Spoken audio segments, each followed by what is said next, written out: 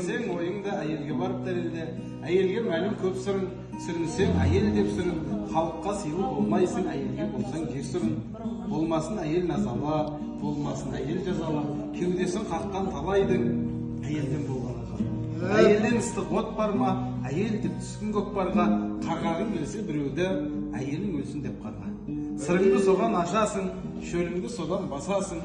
Адамның күні әйелмен, арулар мәңгі.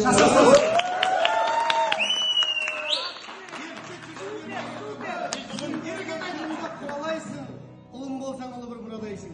Естисің бе, естисің әйеліне, неге менен сүйініш сұрамайсың? Құтты болсын мейрамы. Дейтұғын тасыма да, жасыма да, бақ ұялап тұратын басына да. Бүгінде мейрам деп тойлап жатырмыз ғой, өйткені отырып төрімізде асыл ана. Өлеңім қалай бүгін өлмейді, қонағына берілетін төрім дейді. Арнайы бауырлары келе қалса, оларға да бөлінетін көңіл дейді. Арнайы келіп жігіттер тілек айттық, шырым қалай арнадан төгілмейді.